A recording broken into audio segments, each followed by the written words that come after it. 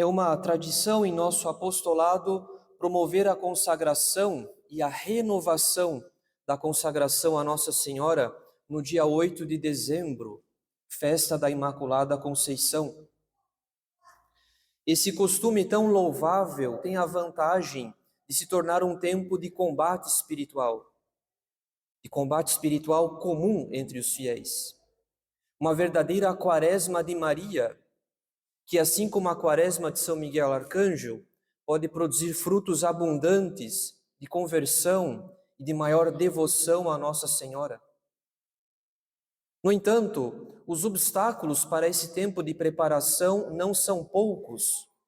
O demônio não pode tolerar que as almas se aproximem da sua arqui-inimiga, aquela que esmaga a sua cabeça, aquela que humilha a sua soberba, a Imaculada, aquela em quem o espírito diabólico jamais teve parte alguma. O demônio não pode tolerar que as almas se aproximem da Santíssima Virgem e, por isso, multiplica os obstáculos para sabotar, para fracassar a preparação e, assim, impedir a consagração ou a renovação da consagração.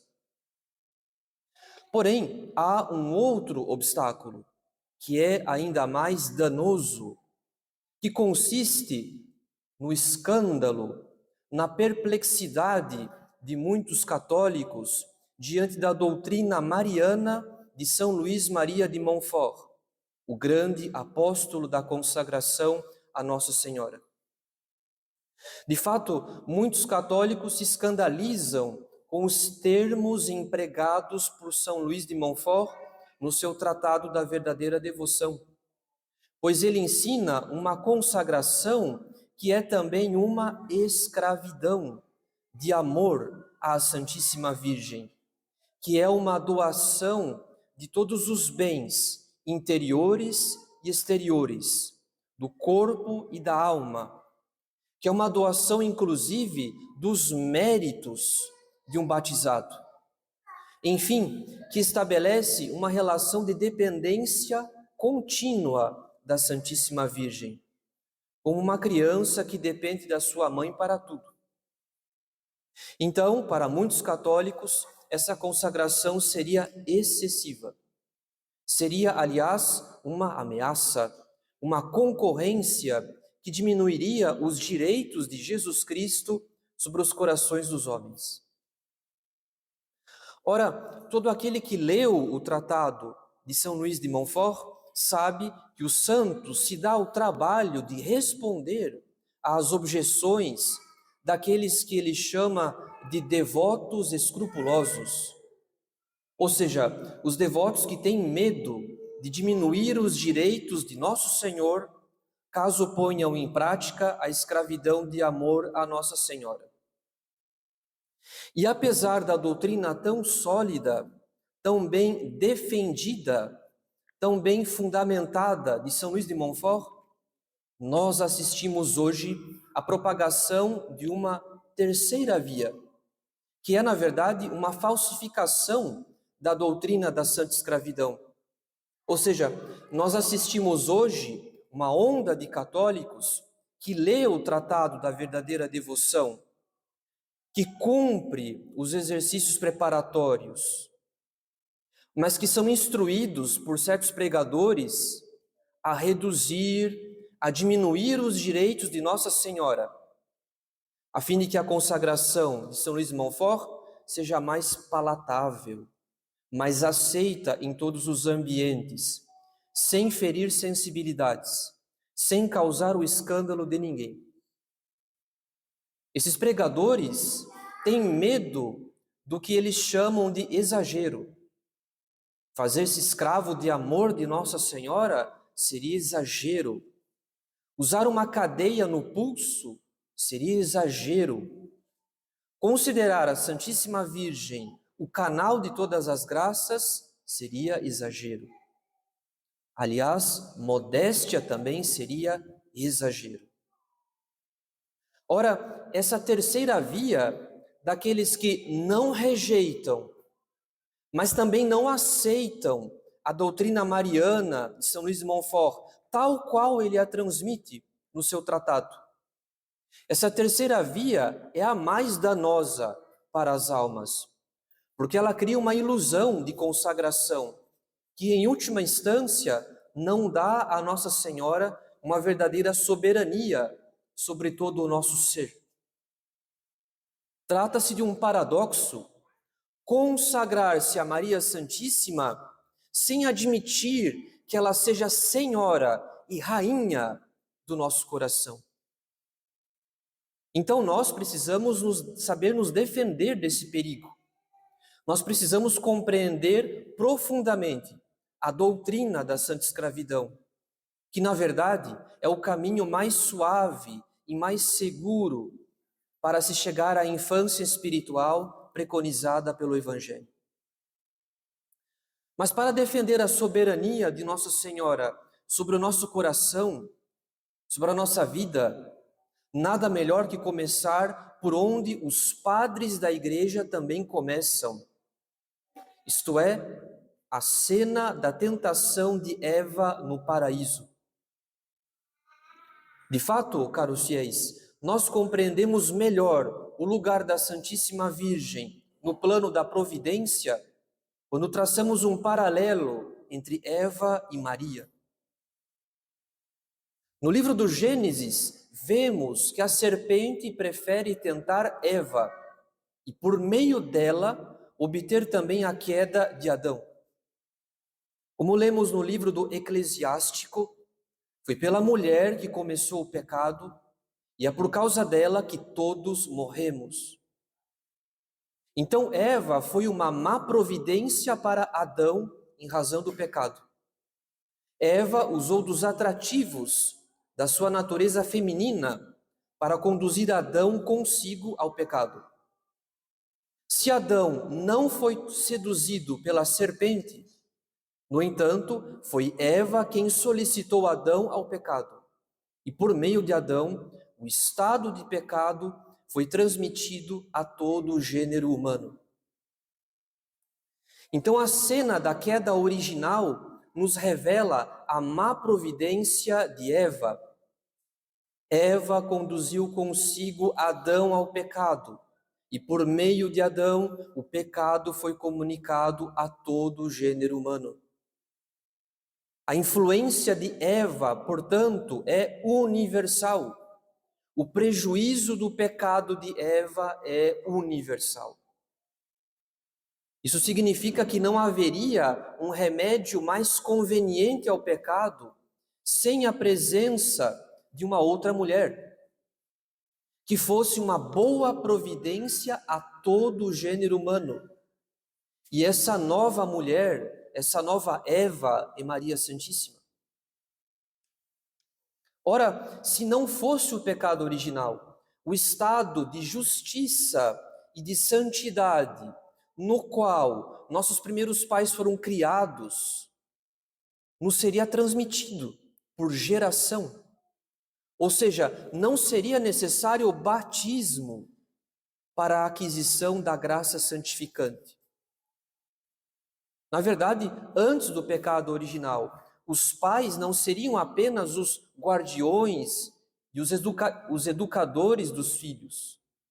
Os pais não comunicariam apenas os bens da ordem natural. Eles comunicariam também os bens da ordem sobrenatural, ou seja, a graça santificante, as virtudes infusas e os dons do Espírito Santo, por via de geração. Então a autoridade dos pais antes do pecado era ainda maior. Os pais eram investidos de um sacerdócio doméstico, o poder de comunicar o estado de graça aos filhos. Isso significa que antes do pecado, Eva estava predestinada a ser a mãe da graça para todo o gênero humano. Eva deveria comunicar com Adão a graça santificante a todo o gênero humano. Isso significa, novamente, que não haveria um remédio conveniente ao pecado sem uma outra mulher. que fosse a nova mãe da graça, que receberia de Deus toda a graça para comunicá-la a todo o gênero humano. E essa nova mulher, essa nova providência do gênero humano é Maria Santíssima. Mas a Santíssima Virgem não poderia substituir Eva e ser a mãe da graça para todo o gênero humano se ela não fosse investida de poder, de autoridade sobre o coração dos homens.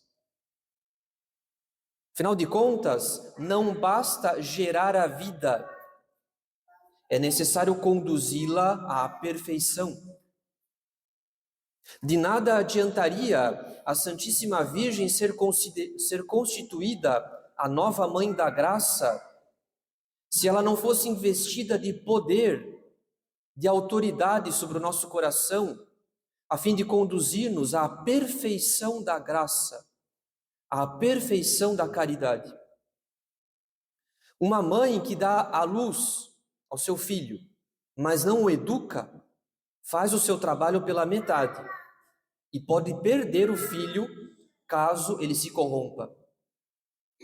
Assim também, se Maria Santíssima fosse uma mãe sem poder, sem autoridade sobre toda a nossa vida interior, ela poderia nos comunicar a graça como uma intercessora qualquer, mas ela não completaria a sua maternidade espiritual sobre nós enquanto não nos conduzisse à santidade. Ora, essa autoridade de Maria Santíssima torna-se ainda mais evidente na cena da Anunciação. Até aqui, nós vimos as razões de conveniência para que a providência constituísse uma outra mulher, para ser a substituta de Eva no plano da redenção. No entanto, a cena da Anunciação confirma solenemente a missão que a Santíssima Virgem recebeu como cooperadora de Nosso Senhor na salvação do gênero humano. Assim como no paraíso há um diálogo entre um anjo e uma mulher, isto é, entre Satanás e Eva, na cena da Anunciação há um diálogo entre um anjo e uma mulher, São Gabriel e Maria Santíssima. Satanás arrasta Eva ao pecado pela sua sedução. Maria Santíssima se perturba com a saudação do anjo e pede motivos para acreditar na origem divina daquela aparição. Eva cai na tentação de desconfiar da bondade de Deus. Maria Santíssima faz um ato de fé no plano da providência. Eva perde o seu direito de mãe da graça. Maria se torna a nova mãe da graça pelo seu sim dito ao anjo. Toda a cena da Anunciação apenas confirma que Maria Santíssima não foi um instrumento passivo no mistério da encarnação. O Verbo de Deus não se encarna enquanto a Santíssima Virgem não pronuncia o seu fiat, isto é, o seu faça-se. Faça-se em mim segundo a tua palavra. Isso significa que o mistério da encarnação foi como um matrimônio espiritual. Pois, assim como no matrimônio há um contrato, há o consentimento de ambas as partes, do mesmo modo, na encarnação, o próprio Deus pede o consentimento de Maria Santíssima por meio da embaixada do arcanjo Gabriel. Nossa Senhora não apenas recebeu o Verbo em seu ventre, ela foi solicitada, ela foi convidada a dar o seu sim pelo próprio Deus. Ou seja, ela foi um instrumento ativo e por isso, de certo modo, ela mereceu o mistério da encarnação. Ainda que a redenção seja um ato livre de Deus, um ato gratuito, de pura misericórdia, Não obstante, o próprio Deus não quis enviar o seu Filho ao mundo sem alguma cooperação do gênero humano. Então a Santíssima Virgem é essa criatura que Deus investiu da mais alta santidade. Essa criatura que nasceu privada de toda mancha de pecado, que já era gracia plena, isto é, cheia de graça, plena de graça, antes mesmo da encarnação. Enfim, Maria Santíssima era essa criatura que Deus preparou, que Deus predestinou para, de algum modo, merecer o mistério da encarnação, graças às suas súplicas, graças à compaixão que ela sentia pelo gênero humano, que aguardava a vinda do seu Redentor. Então, no mistério da encarnação, nós devemos considerar duas realidades que não se excluem. De um lado, Deus nos salva por pura bondade, por pura misericórdia. Por outro lado, Deus quer, por uma razão de conveniência, que haja uma expectativa do gênero humano em receber o Redentor.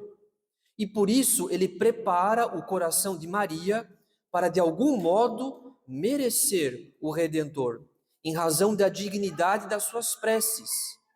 Pois não convém que Deus, que é o sumo bem, que ele permaneça inflexível diante das súplicas e das lágrimas de Nossa Senhora. Então Maria Santíssima, de algum modo, por uma razão de conveniência, mereceu o mistério da encarnação. Isso significa, caros fiéis, que o mistério da encarnação contém em miniatura todo o plano da redenção.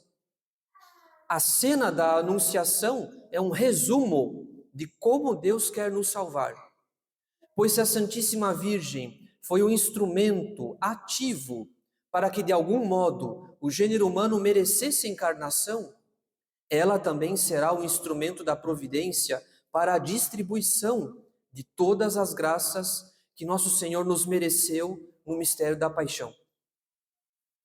Como ensina São Luís de Montfort, Maria Santíssima é a companheira inseparável na vida e na morte de Nosso Senhor. Se Nosso Senhor quer se servir do consentimento de uma mulher para vir ao mundo, Ele quer se servir dela para continuar a obra da redenção no mundo.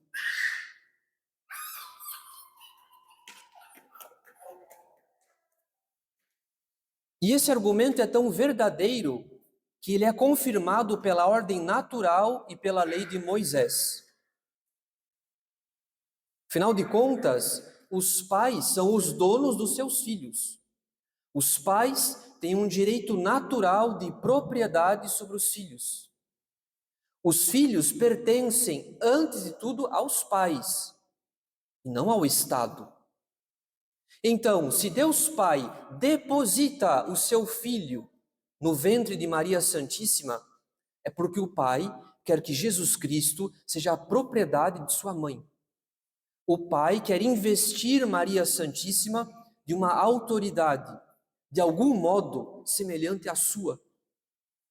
Na encarnação, a Santíssima Virgem se torna não uma mãe fictícia, porque do contrário, não teria pedido o seu consentimento pela embaixada do arcanjo Gabriel. Se Deus pede o consentimento de Maria Santíssima, é porque ela é mãe de fato. Ela tem autoridade sobre Jesus Cristo. Além disso, na lei de Moisés, era proibido oferecer vítimas roubadas nos sacrifícios do templo, pois o profeta Malaquias diz o seguinte, ele transmite a seguinte repreensão de Deus ao povo: vós mostrais desprezo pelo altar, trazeis o animal roubado, o coxo, o doente, julgais que vou aceitá-lo de vossas mãos, diz o Senhor. Em outras palavras, caros fiéis, era proibido na lei de Moisés oferecer uma vítima que não fosse do próprio oferente, pois o animal roubado não era aceito como sacrifício verdadeiro. Isso significa, caros fiéis, que se o próprio Deus depositou o seu Filho no ventre de Maria Santíssima, então nosso Senhor não poderia se oferecer ao Pai no sacrifício da cruz sem o consentimento de Nossa Senhora, que era sua mãe. Se o próprio Deus quis que nosso Senhor fosse propriedade de Maria Santíssima, então Ele mesmo quis também que ela consentisse com o sacrifício de nosso Senhor. Em outras palavras, nosso Senhor não se oferece na cruz sozinho. Ele se oferece com a cooperação, com o consentimento de Nossa Senhora. Nossa Senhora aceita e oferece ela também o seu filho em sacrifício, como um dia ela o ofereceu no templo e o entregou nas mãos do velho Simeão, que na cena da apresentação era uma figura de Deus Pai. É por esse motivo que a cena da Anunciação é um resumo do mistério da redenção, pois o sim de Maria ao anjo ecoa por toda a vida de Nossa Senhora. Se Deus Pai pede o consentimento da Santíssima Virgem no mistério da encarnação, Ele também pede o seu consentimento no mistério da paixão. A consequência dessa admirável cooperação de Nossa Senhora no plano da redenção não pode ser outra. Se Nosso Senhor se oferece na cruz com o consentimento de sua mãe, então ela é associada de modo muito particular ao mistério da paixão como nossa corredentora. Porque ela também sofre em sua alma, ela também participa dos sofrimentos de nosso Senhor, como profetizou o velho Simeão, quando lhe disse que uma espada transpassaria a sua alma. A lança que penetrou o coração de nosso Senhor, feriu, porém, o coração de Nossa Senhora. Ela sofre verdadeiramente como mãe no mistério da paixão. E a cada sofrimento de Jesus Cristo, ela renova o seu sim, a sua permissão, o seu consentimento com o mistério da paixão, até o último suspiro do seu Filho, até que ele entregue nas mãos do Pai o seu Espírito. Então, a cada sofrimento, Nossa Senhora renova o seu sim, a sua permissão, o seu consentimento com o mistério da paixão. Isso significa, caros fiéis, que se Maria Santíssima é nossa corredentora, todo o plano da redenção depende dela como de um canal. E se ela não tiver uma verdadeira autoridade sobre o nosso coração e sobre toda a nossa vida, nós não receberemos em plenitude os méritos da paixão. Nós somos, sim, filhos de Maria, na medida que ela foi constituída por Deus para interceder pelo gênero humano e merecer, por uma razão de conveniência, o mistério da encarnação. Pois não convém que Deus permaneça inflexível diante das súplicas e lágrimas de Nossa Senhora. Porém, ela não é apenas nossa mãe, ela é também Senhora nossa. Ou seja, ela foi investida de plena autoridade sobre a nossa vida interior. Se nosso Senhor foi gerado no ventre de Maria Santíssima, nós não seremos gerados para a santidade num estado de autonomia e de liberdade, num estado de independência e até mesmo de indiferença para com a Santíssima Virgem.